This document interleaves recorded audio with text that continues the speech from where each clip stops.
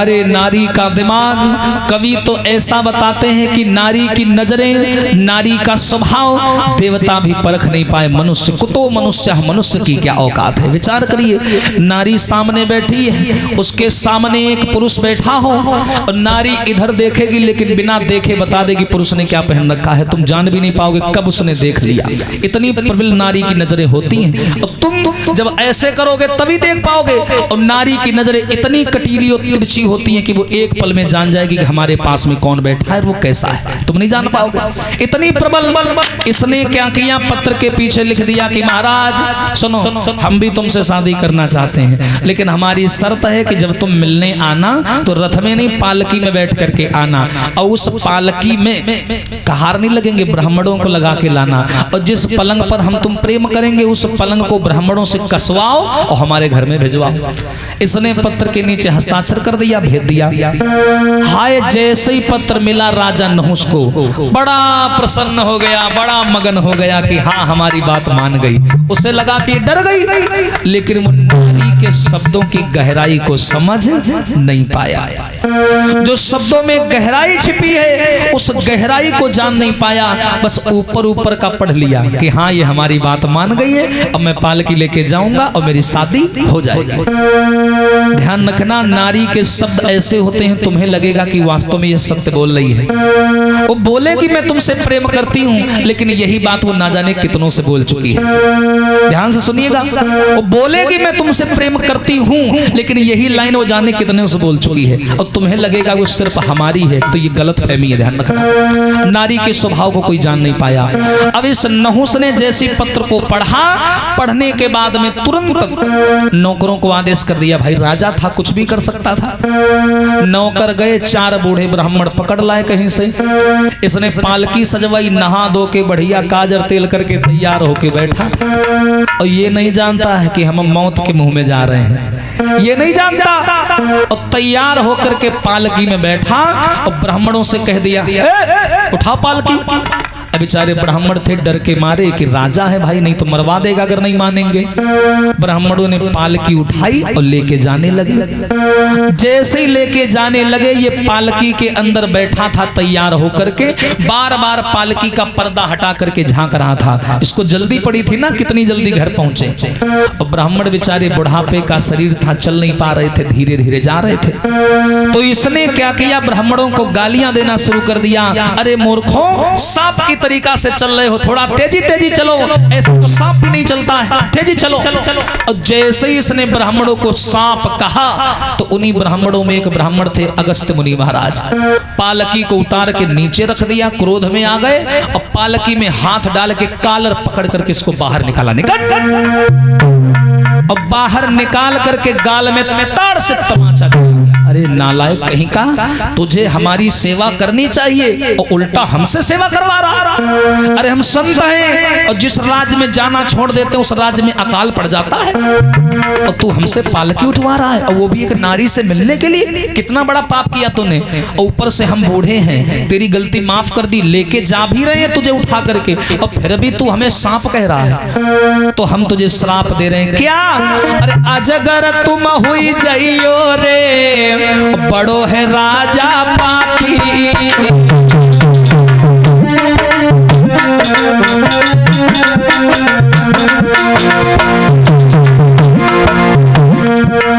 हम श्राप दे रहे हैं तुम्हें। बनो अज्ञानी हो रे राजा, शर्मन दिल में व्यापी। तूने में सांप बोला है ना, तो हम भी तुझे श्राप दे रहे हैं। क्या? महाराज ज्ञान राजा को खोइयो है, पियो संत ने श्राप की फौरन जग। देख लो नारी के साथ में छल करने वालों का क्या हाल होता है। संतों ने श्राप दिया, ये अजगर बन गया। जाने तकी पराई नारी नहुस वो अजगर बनी। जाने तकी पराई नारी नहुस वो अजगर बनी।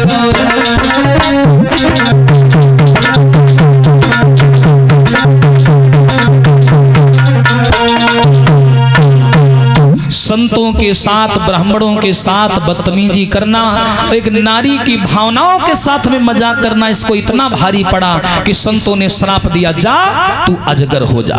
और जैसे ही अजगर का श्राप दिया कि चलो सांप तो फिर भी तेज चलता है, हम ऐसा तुझे बना देंगे कि उससे भी तू धीरे हो जाएगा, अजगर एक ही जगह पड़ा रहेगा जिंदगी भर। श्राप दे दिया और जैसे ही श्राप दिया भैया तुरंत ये अजगर बन गया पालकी के अंदर। अब जब अजगर बन गया हो गई शादी, होगा गौना रास्ते में। हाँ, इसीलिए बोला गया छोटी मोटी कामिनी सगरी बिसुकी बेल, दुश्मन मारे दांव से ये मारे हंसी खेल। हाँ, दुश्मन मारेगा दांव से मारेगा और ये तुम्हें हंसा हंसा के मार देंगे। हाँ, तुमको लगेगा हमारी, और जैसे तुमने समझा कि ये हमारी तो समझ लो तेरे ही पक्की है तुम्हारी। हाँ, वास्तव में अब देखो इसीलिए बोला भी जाता है जननी सम समझो पर नारी और धन पराऊ बिसुते बिसु भारी।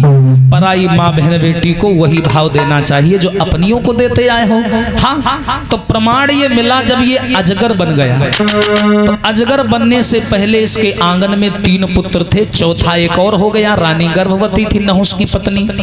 इसके 4 बेटा थे नहुस के, अयाति आ छोटा आ, अयाति प्रयाति ययाति संयाति, ये 4 बालक थे इसके, जिनमें तीसरे नंबर पर है राजा ययाति। 1 नंबर के भैया सबसे सुंदर राजा, अच्छे राजा, और इनको पता है कि मेरे पिताजी कौन सा कलंक लगा के गए। मालूम था ययाति को कि मेरे पिता अजगर का श्राप लगा है उनको, मैं अपने जीवन में कोई ऐसा काम नहीं करूंगा जो ताकि मेरी भी पिताजी की तरह बदनामी हो। ये संतों की सेवा करते थे, ब्राह्मणों की सेवा करते थे, पाठ पूजा हवन किया करते थे, धर्म से जुड़ के रहा करते थे, और ये ध्यान रखते थे कि जो भूल मेरे पिता ने की है वो भूल मैं जीवन में नहीं करूंगा। सारी समाज को जोड़ करके रखते थे और सबसे जुड़ के रहते थे, और ऐसा ही आदमी सफल है। और जो एक को पकड़ता है 99 को छोड़ देता है वो हमेशा धोखा खाता है। 99 में एकता है, एक अकेला चना कैसे भाड़ फोड़ लेगा। अब देखो भैया जैसे ये राजा बने तो इनके 4 बेटा हैं, ययाति तीसरे नंबर पर है। यहाँ पर सुखदेव जी ने कथा में थोड़ा मोड़ दे दिया। क्या? ये राजन, इन्हीं चंद्रवंशी राजा ययाति का विवाह ब्राह्मण कन्या देवयानी से कैसे हुआ, ये चर्चा सुनो। तो यहाँ परीक्षक जी ने प्रश्न कर दिया महाराज कि राजा ययाति चंद्रवंशी क्षत्रिय राजा है और देवयानी विप्र कन्या है, ब्राह्मण कन्या है, शादी कैसे हो गई? जात में अंतर है, पात में अंतर है, वर्ण व्यवस्था में अंतर है, कैसे शादी हो गई? तो जवाब दिया राजन, नींद न जाने टूटी खाट, भूख न जाने जूठा भात, प्रेम न जाने जात को जात। यहाँ प्रेम बिंदु जुड़ा हुआ है तो प्रेम बिंदु में अक्सर जात पात नहीं देखा जाता। एक कारण और था, कौन सा कारण? ध्यान से सुनो। ययाति का विवाह देवयानी से कैसे हुआ, यदुवंश का दूसरा पन्ना उदय होने जा रहा है, ध्यान से सुनिएगा। बताते हैं कि महाराज ययाति जो है चंद्रवंशी राजा हैं और देवयानी जो थी ये शुक्राचार्य ब्राह्मण की कन्या थी, और ये शुक्राचार्य दैत्यों के कुलपुरोहित थे, गुरु थे। और इन्हीं शुक्राचार्य जी का एक चेला था, नाम था दैत्यराज बृहस्परवा, और उसी बृहस्परवा की एक लड़की थी, नाम था शर्मिष्ठा। तो शुक्राचार्य जी अपने चेला के घर में रहा करते थे। अब चेला की लड़की और गुरु जी की लड़की ये दोनों सगी सहेलियां थी, शर्मिष्ठा और देवयानी। शुक्राचार्य जी अपने घर में संजीवनी पाठशाला खोल रखी थी तो बच्चों को पढ़ाया करते थे। इनके यहाँ पर एक कच नाम का ब्राह्मण लड़का पढ़ने के लिए आता था, कच नाम का। तो एक दिन देवयानी ने उसे देखा और उससे कहा कि मैं तुमसे विवाह करना चाहती हूँ, कच विवाह करोगे? आप सुंदर हो, अच्छे हो। तो कच ने कह दिया नहीं, आप हमारे गुरु की पुत्री हो, बहन के समान हो, मैं तुमसे शादी नहीं कर सकता। तो देवयानी ने गुस्से में आके श्राप दे दिया कि जाओ कच, आज तक तुमने जितनी विद्या सीखी है सबकी सब नष्ट हो जाए।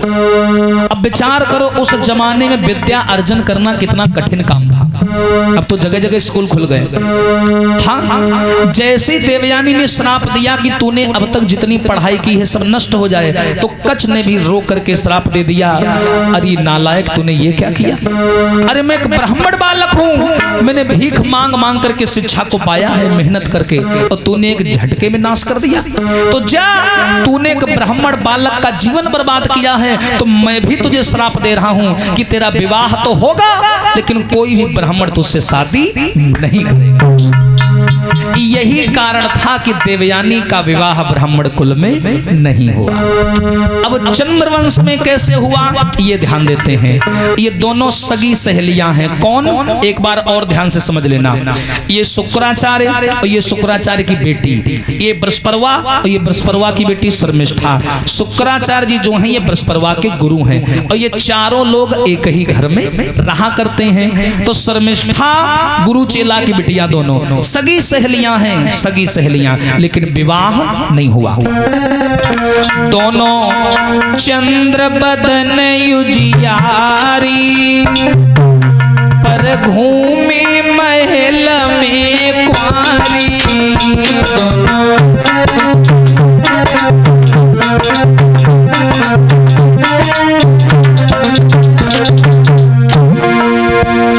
दोनों चंद्र बदन युजियारी पर घूमे महल में कुंवारी। दोनों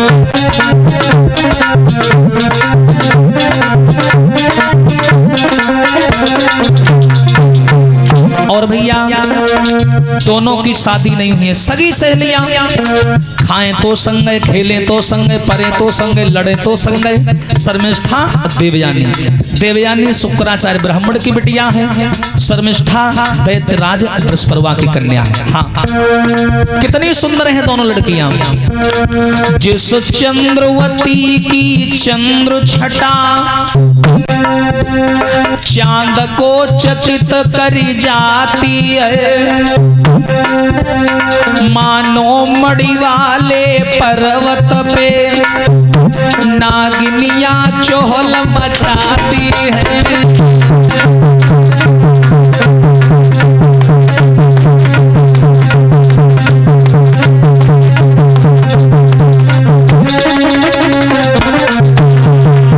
सगी सहेलियां, गर्मी का मौसम आ गया, तो जैसी गर्मी का मौसम आया तो क्या हुआ, देवयानी ने शर्मिष्ठा से कहा बहन गर्मी बहुत पड़ रही है, एक काम करो दोनों बहनें चलते हैं, चल के सरोवर पे स्नान कर आते हैं। बोली चलो। तो दोनों सगी सहेलियां, उम्र कम है, नादान है, समाज का उन्हें उतना ज्ञान नहीं था। दोनों लड़कियां सरोवर पे आई और अपने अपने वस्त्र उतार करके जल के अंदर नग्न अवस्था में स्नान करने लगी। जब ये दोनों पानी के अंदर नग्न होकर नहाने लगी, एक दूसरे के ऊपर पानी छिड़कने लगी, क्रीड़ा करने लगी, खेलने लगी, तब तक नंदी पर सवार होकर के भोले बाबा वहीं से निकल पड़े। तो जैसी घंटी की आवाज सुनी तो दोनों लड़कियां जल्दी बल्दी पानी से भागी, डर के मारे कि भोले बाबा ने देख लिया अभी श्राप दे देंगे। तो जल्दी बल्दी डर के मारे बाहर निकली और जल्दबाजी के चक्कर में दोनों लड़कियों ने एक दूसरे के कपड़ा पहन लिया, एक दूसरे के। और जैसे ही एक दूसरे के वस्त्र पहने, देवयानी ने शर्मिष्ठा के पहन लिए और शर्मिष्ठा ने देवयानी के पहन लिए। एक राजा की बिटिया, एक ब्राह्मण की। और उस समय में ब्राह्मण कोई अमीर नहीं हुआ करता था, अति गुणी सो निर्धनी। ध्यान रखना, ये ब्राह्मण की पहचान थी उस जमाने में। अति गुणी, ब्राह्मण अति गुणी होता है, अधिक गुणवान होता है, परंतु निर्धनी। सुदामा जी ब्रह्मज्ञानी थे, कितने निर्धन थे, माया मिली फिर भी स्वीकार नहीं किया। और कहा भी जाता है हमारे शास्त्रों में जो ब्राह्मण माया को स्वीकार करे वो ब्राह्मण नहीं हो सकता। ध्यान रखना, बहुत बड़ी बात बता रहा हूं, बुरी लगेगी। अति गुणी सो निर्धनी, अधिक गुणवान जो होगा वो निर्धन होगा, वही किया यहां पर इन दोनों ने। अब देखो, एक शुक्राचार्य ब्राह्मण की बिटिया, एक दैत्यराज बृहस्पति की कन्या। तो जैसे ही एक दूसरे के वस्त्र पहने तो अब भैया शर्मिष्ठा वो राजा की बिटिया वो देवयानी से लड़ने लगी। बोली क्यों रे, तूने मेरे कपड़ा कैसे पहन लिए? देवयानी बोली बहन गलती से पहन लिए, भोले बाबा आ गए थे, अगर वो देख लेते आपत्तिजनक हालत में तो श्राप भी दे देते, इसलिए पहन लिए। चलो कोई बात नहीं, घर चलो, घर में उतार के दे देंगे, हम तुम तो मित्रता हमारे तुम्हारे बीच में है, कौन सी बड़ी बात। राजा की लड़की शर्मिष्ठा बोली वो तो सब ठीक है, लेकिन मैं एक राजा की बिटिया हूँ और तू एक भिखारी की बिटिया है, शुक्राचार्य की बिटिया है, तेरा पिता भिखारी है और मेरे यहाँ रोटी के टुकड़ों पर पलता है और कौवे की भांति दरवाजे पर आस लगाए बैठा रहता है। ऐसे ऐसे अपशब्दों का इस्तेमाल वो करने लगी। तो देवयानी बोली बहन जरा सी बात के लिए इतनी बड़ी बड़ी बातें मत बोलो। तो शर्मिष्ठा ने आगे बढ़ के देवयानी के गाल में ताड़ से तमाचा मार दिया और जैसे ही तमाचा मारा तो नए खून के बिटौना वहा हो रहा है, वह कहाँ थे तभी जाए। हाँ वह आगे बढ़ी, अब दोनों ही आग दूसरे के बार पकड़े नाचे लगी। कन्याओं का यही हाल ही होता। तो जब लड़ाइयां आपस में होने लगी तो देवयानी ने भी गाल में तमाचा मार दिया। तो शर्मिष्ठा ने क्या किया, ऐसे कंधे पकड़ के धक्का दे दिया और जैसे ही धक्का मारा पीछे एक सूखा कुआं बना हुआ था, उसी कुआं में देवयानी गिर गई। सूखा कुआं था, पानी नहीं था। और जैसे ही देवयानी कुआं में गिरी, शर्मिष्ठा देवयानी को कुआं में गिरा के घर चली आई और देवयानी हाय पूरी रात कुआं में पड़े पड़े रोती रही, चिल्लाती रही, लेकिन कोई मदद करने नहीं आया। पूरी रात पड़ी रही, भूख प्यास से व्याकुल। सवेरा हुआ और जैसे ही सवेरा हुआ, हाय उसी समय क्या हुआ, समाज के लोगों, वही चंद्रवंशी राजा ययाति शिकार खेलने जंगल में आए। ये कुआं के पास से ययाति का घोड़ा निकला और जैसे घोड़ा गति में निकाला, स्पीड में, तेज गति में, तो देवयानी कुआं के अंदर थी। तो अंदर से देवयानी ने सुना कि ऊपर से कोई घोड़े से जा रहा है। तो देवयानी ने कुएं से आवाज लगाई कि बचाओ बचाओ, चिल्लाने लगी। घोड़ा वाले बटोही तुम रुकी जइयो, मैं तेरी रही। रुक जाओ रुक जाओ। जैसी देवयानी ने घोड़ा के टापुओं की आवाज सुनी, देवयानी जान गई ऊपर से कोई जा रहा है। कुआं के अंदर से आवाज लगाई, घोड़ा वाले बटोही निकर रुकी जइयो, मैं तेरी रही हूँ घोड़ा।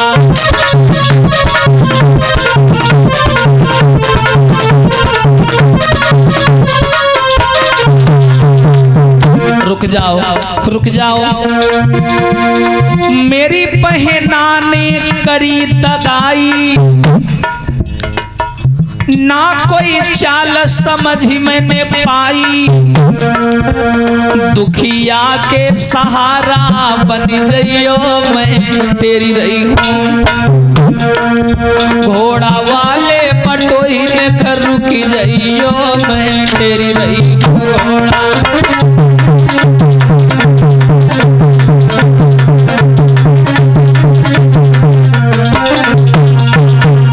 अब जैसे ही कुआं के अंदर से देवयानी ने आवाज लगाई, ये आवाज बाहर घोड़ा पर बैठे ययाति के कान में पड़ी। ययाति चारों तरफ देखने लगे, कोई नजर नहीं आया। बोले आवाज कहां से आ रही है। तो ययाति घोड़ा लेकर के फिर कुआं के पास में आए, घोड़ा से नीचे उतरे, कुआं में झांक करके देखा तो देखा एक लड़की पड़े पड़े रो रही है। तो ययाति बोले परेशान ना हो, मैं तुम्हें निकाल लूंगा, रो नहीं। ययाति ने अपना पीतांबर निकाला, सर में बंधा हुआ साफा निकाला और साफा निकाल करके दोनों को जोड़ा और जोड़ करके कुएं में लटका दिया। देवयानी ने उसे पकड़ लिया और ययाति ने उसे ऊपर खींच लिया और जब एक हाथ की दूरी रह गई तो देवयानी का हाथ पकड़ करके उसे बाहर निकाल लिया। जैसे ही बाहर निकाला प्रश्न कर दिया, कौन हो तुम, कहां से आई हो, कुआं में कैसे गिर गई। देवयानी बोली महाराज मैं शुक्राचार्य ब्राह्मण की कन्या हूँ, मेरा नाम देवयानी है। मैं अपनी सहेली के साथ में यहाँ सरोवर में नहाने आई थी, मैंने उसके धोखे से वस्त्र पहन लिए, वो हमें कुआं में धक्का देके चली गई। ययाति बोले ओहो शुक्राचार्य की बिटिया हूँ। हाँ हाँ, अरे वो तो बड़े अच्छे ब्राह्मण हैं, जाओ अपने घर जाओ और उनसे मेरी राम राम कह देना। देवयानी बोली कहाँ जाएं। बोले घर जाओ। देवयानी बोली अब थोड़ी घर जाएंगे, बोले फिर कब जाओगी? बोली सुनो, मैं कुआं में पड़ी रो रही थी और तुम पकड़ी मेरी कलाई है।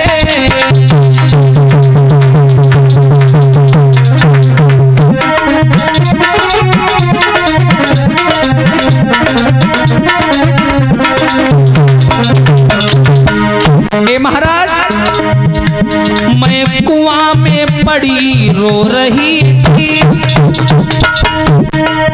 और तुम पकड़ी मेरी कलाई है, और अब हाथ पकड़ के मत छोड़ो, मैं दुल्हन ले बनाई है।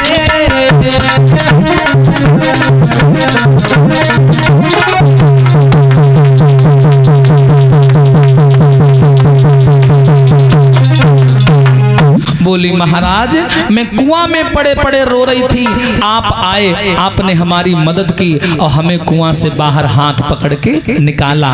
और हम विप्रजनों में ये प्रथा है कि हमारा हाथ जो एक बार पकड़ लेता है हम उसके अलावा दूसरे को अपना हाथ पकड़ने नहीं देते। अब चाहे आप कोई भी हो, ये महत्व नहीं रखता है आपने हाथ पकड़ा है, ये महत्व रखता है। इसलिए आपने हाथ पकड़ा है तो मत छोड़ो, मुझे अपनी पत्नी बना लो। ये जाति बोले अजीब बात है, एक तो हमने तुम्हें कुआं से बाहर निकाला, अब तुम कह रही हो कि हमें पत्नी बना लो। ये जाति को याद है कि हमारे पिताजी ने कौन सी हरकत की थी तो नतीजा क्या मिला था।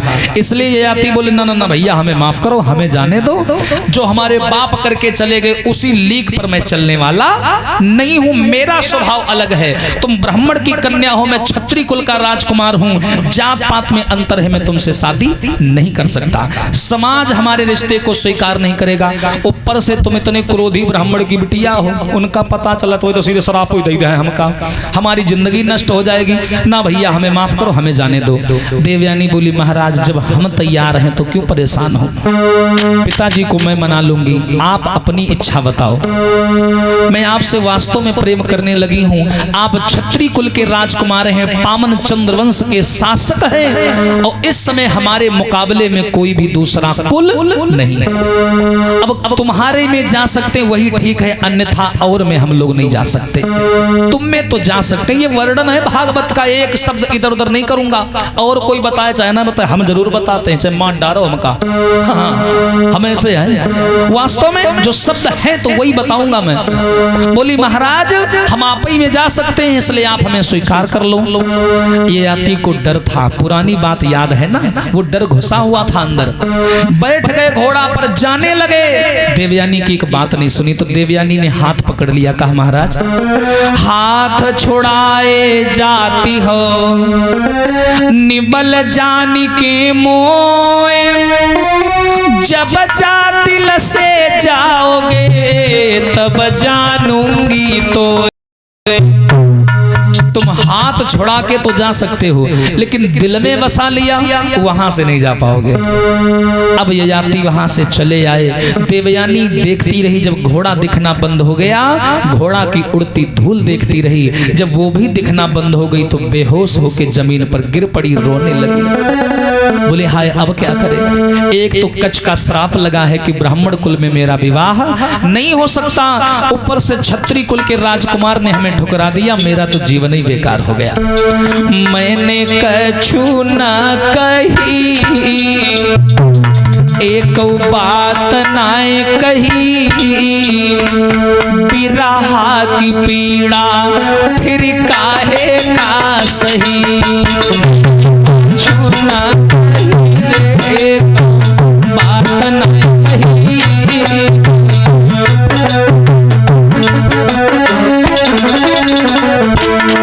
ए भैया देवयानी खड़े खड़े रो रही, का बोली क्यों चले गए मुझे छोड़ के, क्या कह दिया मैंने कछु ना कही रे, एक बात ना कही, बिरहा की पीड़ा फिर काहे का सही।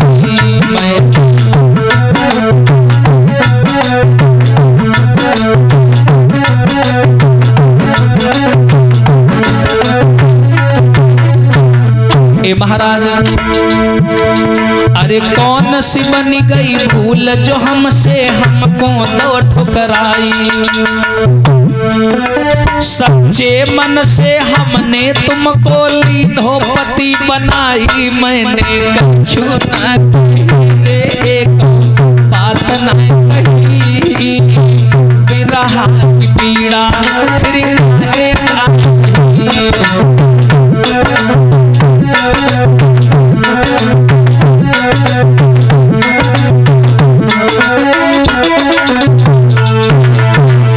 जवाब दिया महाराज आप चले गए।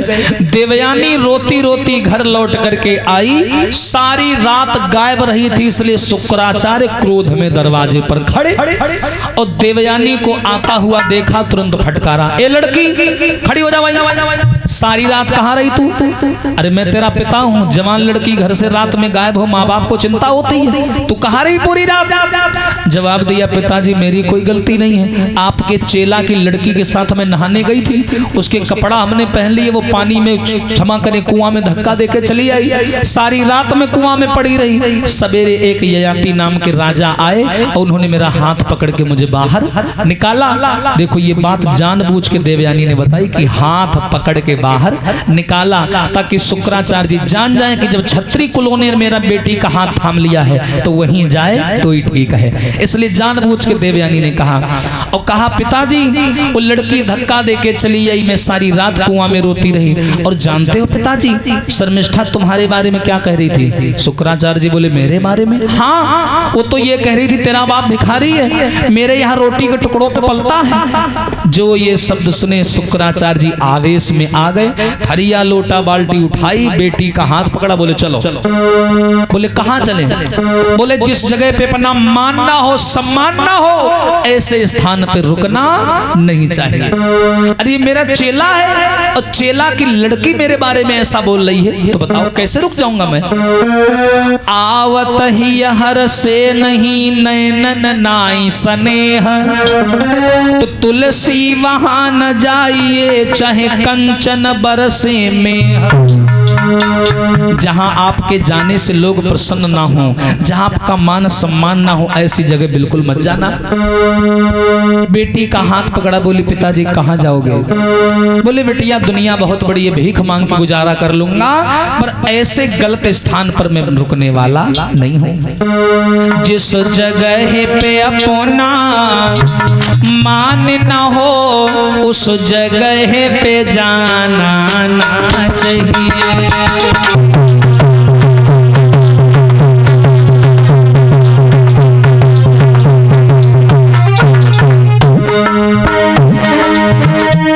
जिस जगह पे अपना मान ना हो उस जगह पे जाना ना चाहिए। और जिस भजन में राम का नाम ना हो उस भजन को गाना ना चाहिए।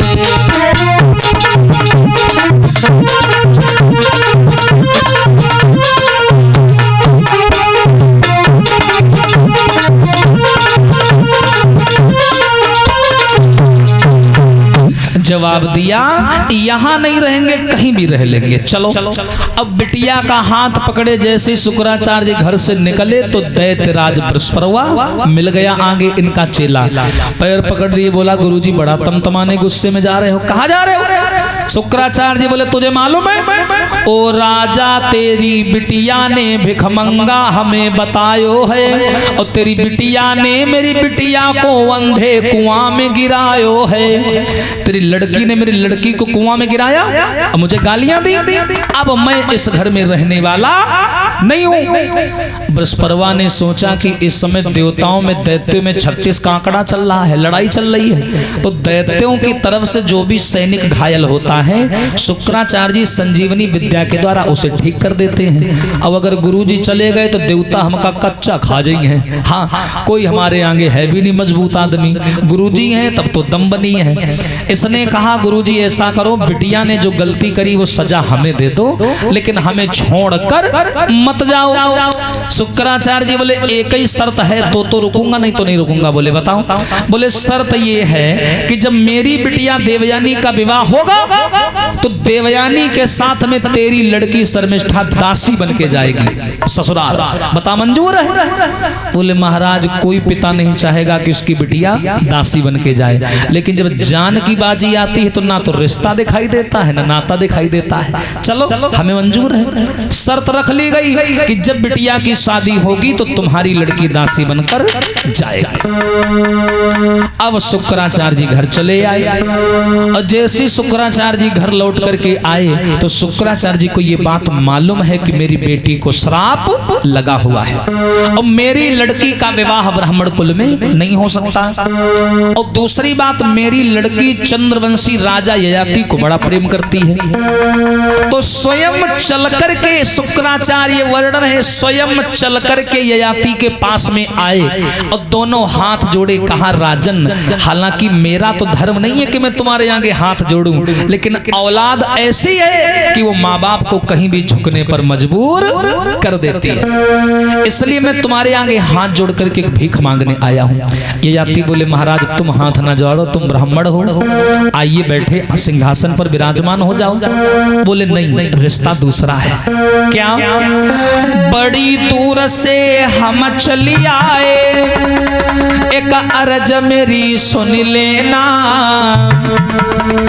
और मेरी बिटिया देवयानी से ब्याह रचाए तुम लेना। अरे बड़ी दूर से हम चली आए, एक अर्ज मेरी सुन लेना, अरे मेरी बिटिया देवयानी से ब्याह रचाए तुम लेना।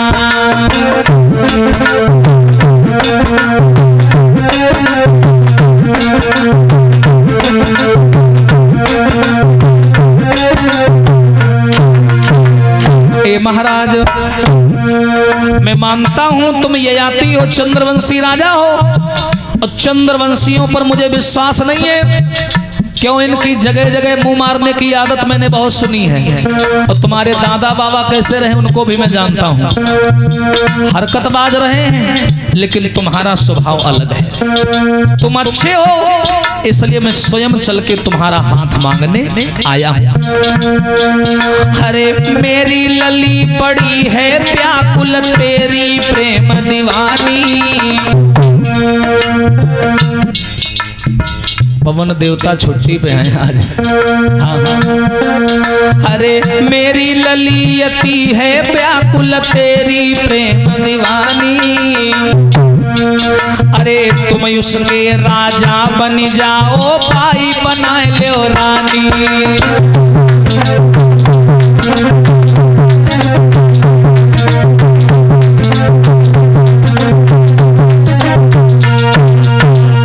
जवाब दिया महाराज मैं तुमसे अपनी बेटी का हाथ मांगने आया हूँ, क्या हमारी बेटी से शादी करोगे? ये आती थर थर थर थर कांपने लगे। बोले महाराज जो मेरे पिता भूल कर गए हैं मैं उसे दोबारा दोहराना नहीं चाहता। आप ब्राह्मण हैं, मैं क्षत्रिय हूँ, अगर बुरा ना लगे तो हमारा भाव तो आप समझ ही गए होंगे। शुक्राचार्य जी बोले डरो नहीं, क्योंकि मैं खुद चल के हाथ मांगने आया हूँ तो डरने की बात नहीं है। ये आती बोले महाराज अगर आप खुद कह रहे हो तो हम तैयार हैं। ठीक है, आप तैयारी बनाओ और मैं बारात लेके आऊंगा। अब यहाँ शुक्राचार्य जी ने अपनी बेटी के विवाह की तैयारियां शुरू करवा दी। उधर राजा ययाति शादी लेकर के, बारात लेकर के शुक्राचार्य जी के घर में पहुंचे और देवयानी से इनका विवाह संपन्न हुआ। जैसे ही विदाई का समय आया तो शुक्राचार्य जी ने बृहस्पतिवार को बुलाया। क्यों रे? अपनी लड़की को बोला, जो शर्त रखी गई थी कि जब मेरी बिटिया की विदाई होगी तो तेरी लड़की साथ में दासी बनकर जाएगी। शर्मिष्ठा को दासी बनाया और अपने दामाद जी को शुक्राचार्य जी ने बुलाया कि ययाति इधर आओ, और दोनों लड़कियों को सामने खड़ा किया शुक्राचार्य जी ने। और शुक्राचार्य जी बोले सुनो ययाति, तुम चंद्रवंशी हो, तुम पर भरोसा तो नहीं है लेकिन रिस्क ले रहे हैं, समझ लो। एक तरफ मेरी बिटिया खड़ी है जो मेरा खून है और जिसकी मांग में तुमने सिंदूर भरा है, धर्म के हिसाब से वो तुम्हारी धर्म पत्नी है। और दूसरी लड़की जो बगल में खड़ी है वो मेरे चेला की लड़की है, शर्त के हिसाब से वो दासी बनकर तुम्हारे साथ जा रही है। लेकिन मेरा एक वचन है, उस वचन को तोड़ मत देना। तुम्हारे साथ में दो नारियां जा रही हैं, एक मेरी बिटिया है जो तुम्हारी पत्नी है और दूसरी लड़की दासी बन के जा रही है। तो विवाह के समय शुक्र बोले राजन इस पर विश्वास न हो।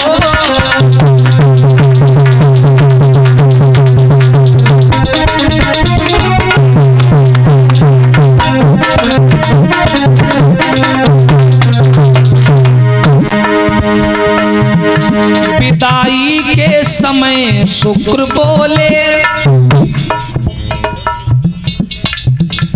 राजन सो पर विश्वास न हो और मेरी बिटिया से प्रेम करना और दासी संग भोग विलास न हो।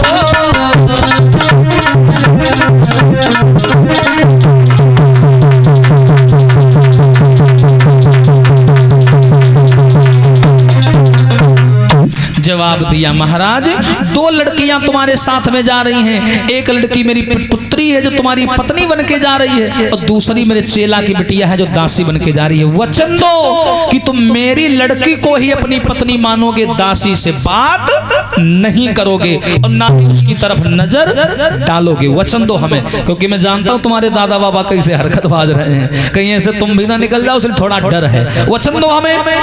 ययाति बोले महाराज मैं वचन दे रहा हूं, अग्नि को साक्षी मानकर आपकी पुत्री को प्रेम करूंगा और दासी से बात नहीं करूंगा। बोले ठीक जाओ।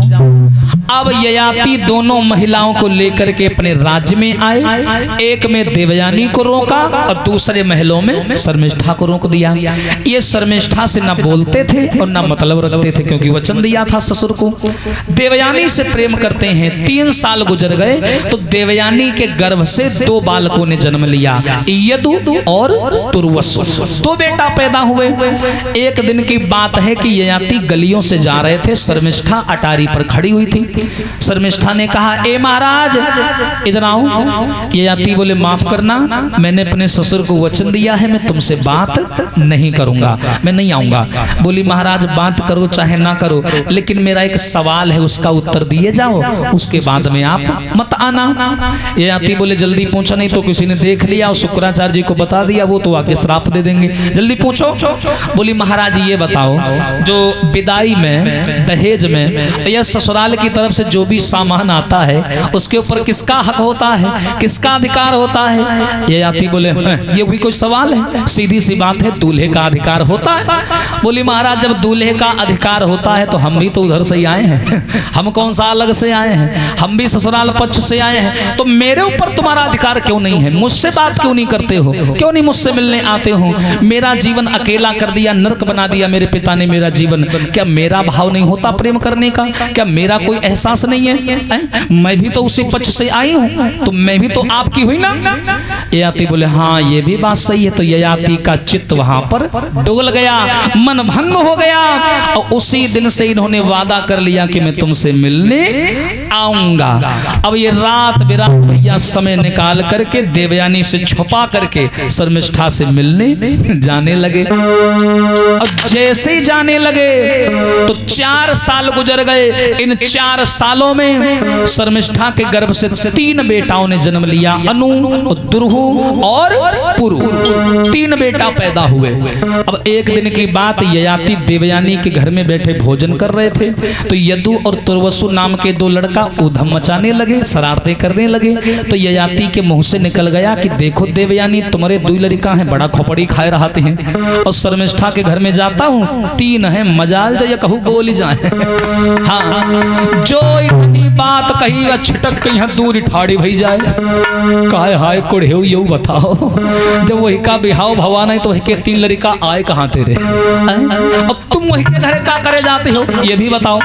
मेरे पिता ने तुमसे वचन मांगा था अग्नि के सामने कि तुम दासी से बात नहीं करोगे, और बात करब छोड़ो 3 और हमारे 2। हाँ वो भैया चिंता में पड़ गई, रोने लगी और वहां से भगी, बोली वारे चंद्रवंशी, भगी वहां से और आई अपने पिता के पास और का कहन लगी, अही अहीर दोनों बुरे और अही से बुरो यही।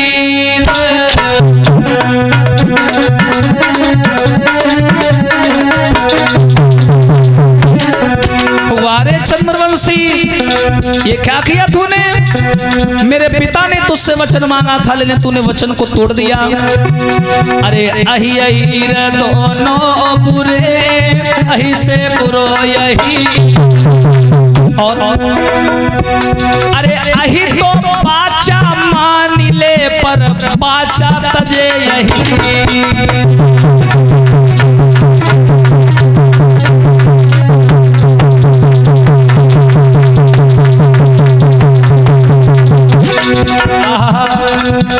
देवयानी पिता से बोली, पिताजी, अरे पिताजी किन से दिल की कहे नारी चपरे में लुटी गई है। हाँ अरे बबुला किन से बन की कहे नारी चपरे में लुटी गई।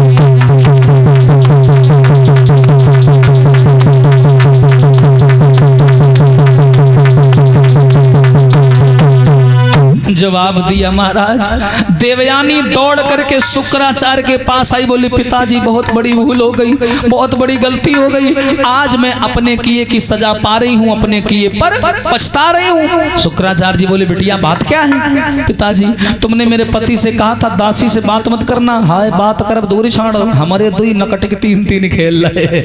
हाँ तुम बताओ अब मैं क्या करूं। शुक्राचार्य जी बोले बिगड़ गया। बोले आप बिगड़ी नहीं, बहुत ही ज्यादा बिगड़ गए हैं। शुक्राचार्य जी बोले बेटा लाओ हमारा कमंडल कहाँ रखा है, अभी इनको बताते हैं। शुक्राचार्य जी ने उठाया कमंडल और आए। अब ययाति घर में बैठे, जबान कहीं गरिया में जुबान को गिवारी, जुबान महारानी तुम तो बोले कहीं अंदर चली जाती हो, अब जौन हुई तो हमें भोगी भी। हाँ और वास्तव में जुबान बड़ी चिकनी, बोल के अंदर सरक जाती है, झेलना हमें तुम्हें पड़ता है। इसलिए चिकनी चीजों से बड़ा सावधान, काई भी होती है खतरनाक होती है। हाँ रपट गए तो हमें सब साफ हो जाएंगे। हाँ अब बेचारे ययाति आराम से बैठे, शुक्राचार्य जी आए सामने, क्यों दामाद जी इधर आओ। अब भैया ययाति थर थर थर थर कांपे, महाराज गलती हो गई, श्राप न दियो। श्राप नहीं देवी, और कमंडल का है खातिर लाए है ना, इसीलिए तो लाए। अब ययाति को श्राप देने लगे, अरे आग भाई वारे चंद्रवंशी, आखिर तुमने हमारा भरोसा तोड़ ही दिया। कितना बढ़िया समझा था कि चलो तुम्हारे बाप ऐसे थे, कम से कम तुम तो ठीक निकलोगे, तुम भी वैसे ही निकल गए। तो जिस यौवन के मद में तुमने मेरे वादे को तोड़ा है,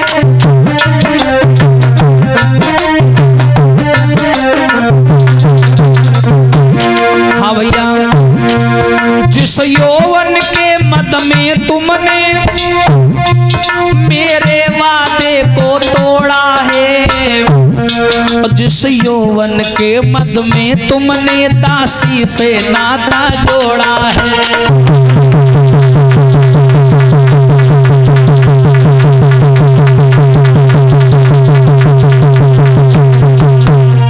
अरे जिस यौवन के मद में तूने मेरे वादे को तोड़ा है और जिस यौवन के मद में तुमने दासी से नाता जोड़ा है, मैं देता हूं श्राप तुम्हें राजन, तुम्हें तेरा ही मद खा जाए और नारी के लायक तू न रहे तो पे शीघ्र बुढ़ापा आ जाए। श्राप दे दिया कि जाओ, नारी की तुम में शक्ति ना रहे और तुम पर शीघ्र बुढ़ापा आ जाए। जैसे ही शुक्राचार्य जी ने श्राप दिया, ययाति 90 साल कर बूढ़ा बनी गए बैठ गए। ले और को दिहो रातिम छती। हाँ, जैसे ही बूढ़े बन करके बैठे ययाति बोले अरे दैया यह भूल हुई गई या फतेह हुई गई। हाँ, अब ययाति बेचारे बैठे लाठी पकड़े ऐसे ऐसे हाल नहीं, दांतों नहीं महिमा खप्पू खप्पू करे, कुछ खाए रपट जाए। हाँ, बुढ़ापा आ गया, कानों से सुनाई नहीं देता, आंखों से दिखाई नहीं देता। अब ययाति को लगने लगा कि मेरा जीवन बेकार। इसीलिए बोला गया कि जवानी वास्तव में बड़ी कीमती होती है। जब जवानी होती है तो लोगों को लगता है सब अपना ही है।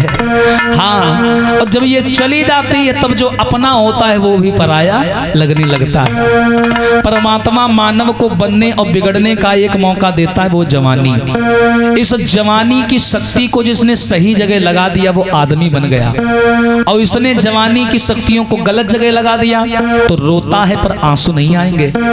अरे तो पे सदा न रहे जवानी और काहे यहीं ठे मरे जा।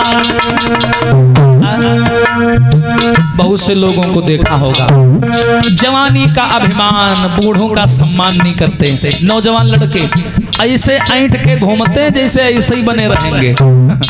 हाँ, अरे तो पे सदा न रहे जवानी काहे ऐंठे मरे जा।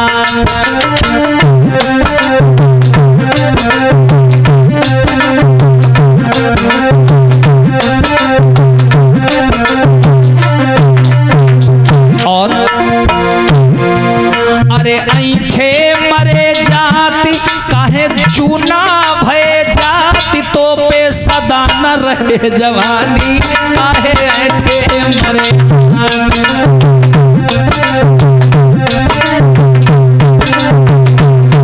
और अरे जाए जवानी आए बुढ़ापो पिचकी जाए सब गाल। बड़ा लोगों को अभिमान हमारे गाल बड़े नीक है। हाँ, विचार करो, अरे जाए जवानी आए बुढ़ापो पिचकी जाए सब गाल। कभी अपना जवानी का हाथ और कभी माँ बाप के बुढ़ापे का हाथ ऐसे करके देखना, जीवन की सच्चाई पता चल जाएगी। हाँ, अरे जाए जवानी आए बुढ़ापो पिचकी जाए सब गाल, और कमर टूट के कमान हुई जाए सिकुड़ी जाए सब खाल। फिर का चली हो चाल उतानी काहे ऐंठे मरे दाल।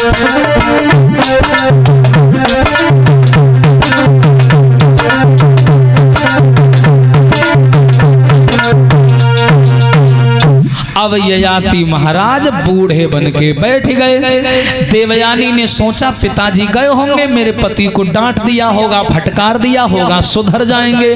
देवयानी कमर में घुसी, देखे वह खखार बनाए बनाए फेंक रहे खटिए परे परे। हाँ, बूढ़े बने पड़े।